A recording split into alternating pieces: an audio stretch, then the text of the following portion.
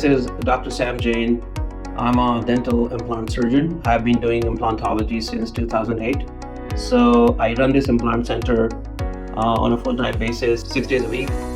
We have a team of implant surgeons, mechanical engineers, technicians, surgical assistants. We have on-site manufacturing facility with CNC machines, designing softwares. So we do every aspect of implantology under one roof. So we are a group of 3 implantologists, 2 mechanical engineers, technicians running this implant center here in Fremont, California.